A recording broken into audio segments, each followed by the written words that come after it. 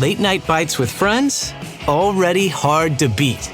That first too hot bite of fries you couldn't wait for, followed by ice-cold Pepsi. Now that hits different. Suddenly, the energy kicks back in, the night goes longer, and the laughs don't stop. Because Pepsi brings out more flavor, more fun, and more of the moment. Food deserves Pepsi. Grab a Pepsi Zero Sugar today.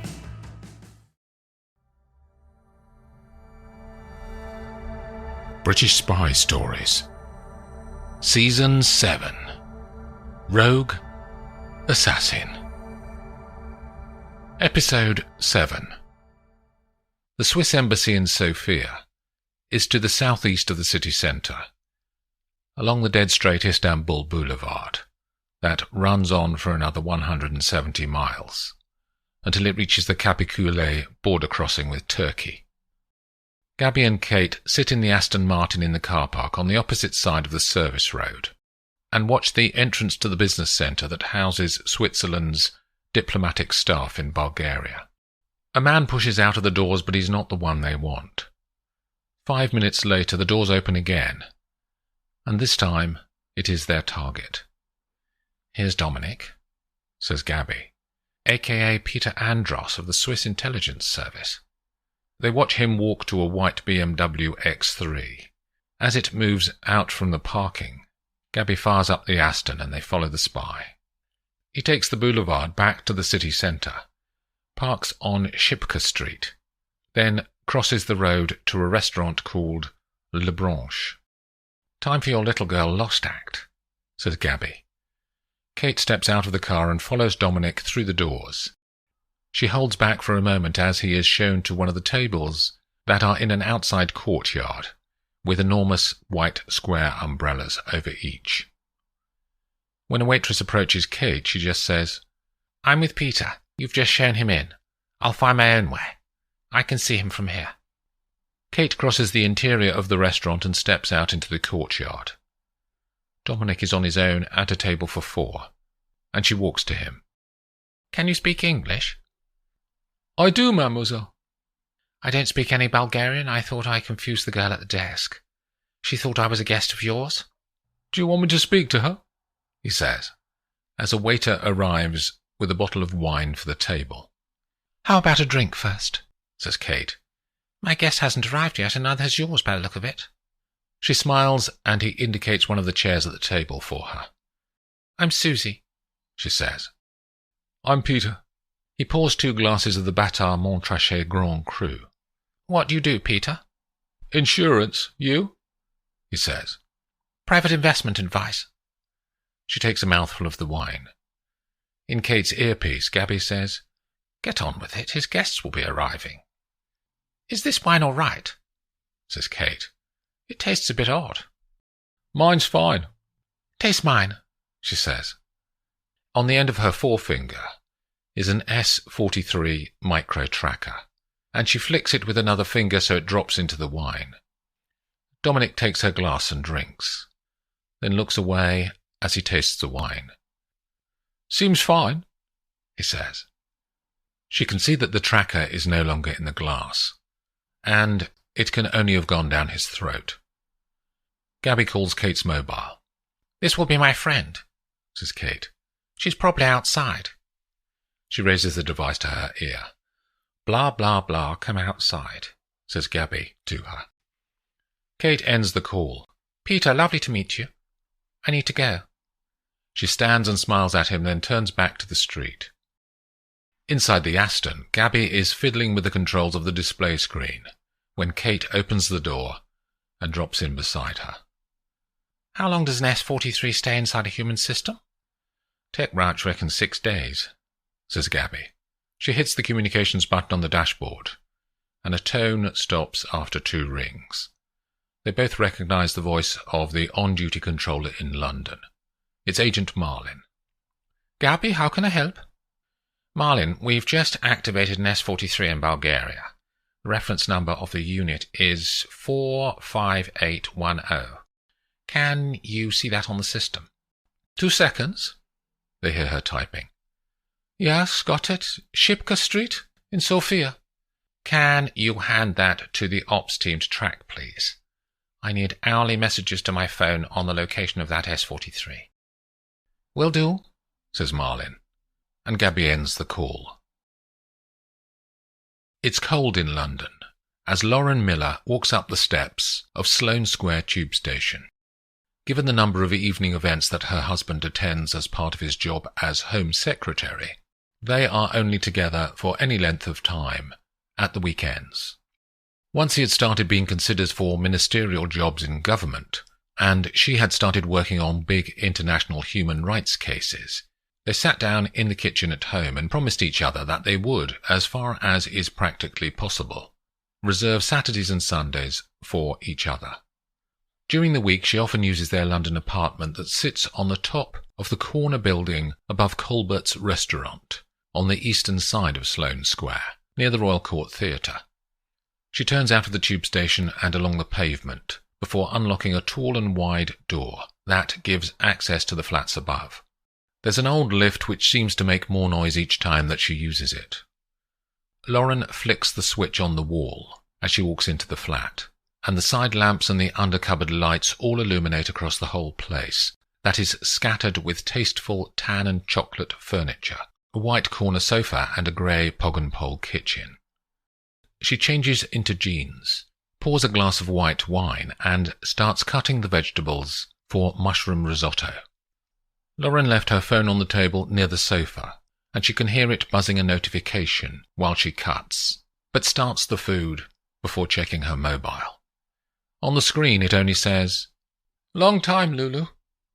There has only been one man who ever called her that, but she needs to double-check that this is who she thinks it is.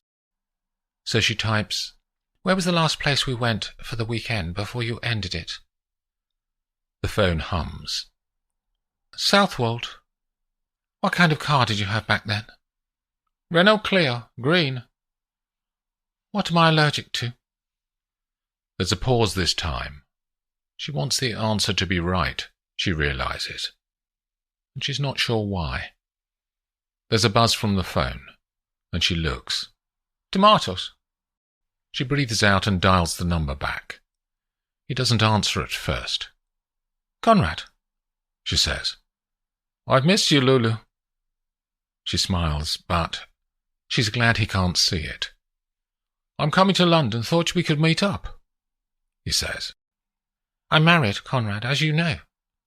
"I was thinking we'd have food, to be honest. Marriage seems like a big step after we haven't seen each other for such a long time." She can't stop her face smiling again. "When?" "I arrive in 2 days. Are you free that evening?" She breathes out through her nose very slowly as she thinks. She leaves a pause to make it seem like she's checking her diary. "Yes, I can do that," she says. "I'll message you when I'm in the hotel. Can you find a good restaurant?" "Of course." "Are you happy?" he says, in the way that he always used to after they'd had sex. "Of course," she says, just like she used to answer back then, too. "Do you ever think about us?" says Conrad. "It was a long time ago." "People don't change. I better still know what you're like." She resists getting pulled down into a personal conversation until she's at least seen him face to face. "What are you doing now?" she says. "With your life?" "Business. Buying and selling, just like always." "You still political?" "No," he says. "Practical." "Nearly the same word." "What changed you?" she says, looking at herself in the mirror on the far wall. "Money. I discovered I liked it," he says. "I bet you're still a one-woman army against authority, aren't you?" Her eyes smile again, and she can't remember the last time that she talked to anyone like this. "Will you meet me?" he says. "Of course," she repeats. She doesn't move when the call ends. She still holds the phone up to her ear and finds her mind remembering what she was like 15 years ago. Marwell hasn't slept, but she's used to night ops. She's lying on the bed of room 301 of the Ritz, fully clothed in a black turtleneck jumper and black jeans. The lights are off in the room and the curtains are open so she can see the stars. Marwell checks her phone and it displays 1:27 a.m. She stands up. She finds a balaclava in her suitcase and stuffs it into her back pocket, then stands by the door, ready to go. Her fingers push the handle down and she steps into the corridor. There's a man only a few feet away, and he eyes her suspiciously, but she realizes it's wine, not contempt, in his head. He is looking worse for wear, and sways slightly as he meanders to his bedroom. Marwell walks quickly away, wanting to put distance between herself and the drunk. She slips inside the vestibule to the staircase and puts her ear to the gap between the door and the frame, straining to hear the man's movements as he finds his key and vacates the corridor. There's a soft thud as his door closes, and she steps back out. Room 311 is at the end of the corridor.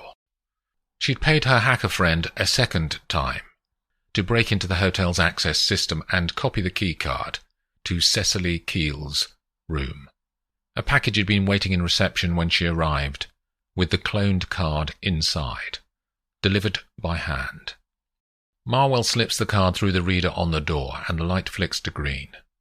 She opens it only slightly, enough to listen for movement. There's none, so she steps inside and waits while the auto-closer glides the wood back until it is 1 centimetre from closing. Then she dampens it by hand to stop it from making any noise at all when it shuts. Marwell listens again as she stands in the darkness. There's traffic rumbling along Piccadilly, and she can hear the faint sounds of an aircraft somewhere over London. She moves past the ensuite bathroom and reaches the main area of the room. Now she can hear steady breathing from the bed. Marwell reaches into her pocket, and she pulls on the balaclava. In her other pocket is a steel wire. She pulls it out and wraps each end around one hand, before stretching it tight to test that she has a grip. She places one foot down silently in front of her, then the other, slowly getting nearer to Talgoth. Marwell is beside the bed now. She leans over. The art will be to hook the wire into place around the woman's neck before she wakes. A pause to get her balance. Then she strikes. One hand loops over Talgoth's head, and the wire is on her throat. Marwell pulls her hands apart around the back of Talgoth's head, and the force drags the woman into consciousness. But she's ready to fight immediately. Talgoth brings a foot out of the duvet and makes contact with Marwell's body in a single sweeping movement. The blow is hard enough to loosen the woman's grip on the wire for half a second, but it's enough for Talgoth to bring her whole body weight around against her attacker. Marwell loses her balance and Talgoth continues her defensive assault. She levers herself off the mattress as one hand grasps the edge of the duvet, and she engulfs Marwell in the white cotton. The assassin is swamped for a moment, but pulls the fabric to one side and comes for Talgoth again. She still has the wire between her fingers, and she gets it back across Talgoth's neck and pulls from behind. Talgoth kicks with her left foot onto Marwell's leg, then repeats the blow until the disruption is enough to reduce the force on the wire. Talgoth moves again and knows she has to turn the tables enough to start to be the attacker and not the defender. She launches a shower of punches into Marwell's stomach and torso. The women are equally matched in strength, and Marwell responds in kind to gain back her upper hand. Talgoth gets two hands to Marwell's clothing, leans back like a shot putter and swings the woman round into the wall of the room. There's a crack as she does so, but Marwell doesn't seem damaged. Talgoth still has a hold, and she swings the woman again, this time into the wardrobe, and for the first time in the last minute, Talgarth can feel her assailant take a moment to recover. She's winning, but Marwell is not finished yet, and attacks again. The wire had fallen away to the floor when she hit the wall, so now she tries to get bare hands around Talgarth's neck to carry out the throttle manually. But the move fails, and Talgarth gets a clean blow into Marwell's diaphragm from below. That takes her breath away, and the woman coughs. Talgarth comes again to finish the job, but Marwell has enough residual energy to throw a punch squarely into Talgarth's jaw, and she falls badly against the wall. She can feel blood on her skin as her head takes the brunt of the impact. The assassin retreats now. She goes for the door, turns the handle, and has gone. Marwell runs the 30 feet to her room, slips inside, and pushes the door hard to shut it before Talgarth emerges into the corridor. She steps out and looks both ways for her assailant. But the corridor is empty. Talgarth walks back inside. Her breaths are pounding out of her. She sits on the bed and leans forward until there is enough new oxygen in her lungs to breathe steadily. She regrets not pulling off the balaclava from the woman's face to get her identity. But then her mind starts to tick through who would want her dead, but she can't immediately think who that might be. She finds her phone and dictates an incident report into her operational file on Oberon, the MI6 master control system. Then she goes to the bathroom to put cold water on her face and neck and patch herself up. Along the corridor in room 301, Marwell lies on the floor, in the dark. She can feel the pain from her dislocated shoulder riding up through her flesh. After 5 minutes or more, she starts to move. She rolls onto her side, then slowly stands. She knows that she has to put the bone back into place. Marwell gets a hand towel from the bathroom and stuffs it into her mouth. She puts her right hand on the wall and takes a deep breath in and out through her nose. She waits for a moment. Then she rocks once, twice, then brings all of her body weight down as a turning force on her shoulder. The scream rolls up in her throat and into the towel in her mouth. She can feel tears as the pain rams across her skeleton. She falls on the floor and sobs. But the bones are back in place. She doesn't know how long she's been on the floor when she wakes. She thinks about the woman she attacked, the supposed charity worker, Cecily Keel. That's patently not who she is. From her fighting skills, Marwell knows that she's either army or security services. The question in her mind is why Noah Fisher would have wanted that woman dead. Marwell decides that she won't tell Fisher that she failed on her assassination attempt just yet. He'll be dead himself sooner rather than later, she knows. And she knows that because he's on her vendetta list that she's working through. And soon everyone who contributed to her downfall will be dead too. Then she can relax. Catch up with Gabby on her new website, GabbyLaneSpy.com, and keep across the latest as Gabby Lane comes to a screen near you. Thanks for listening. This is British Spy Stories.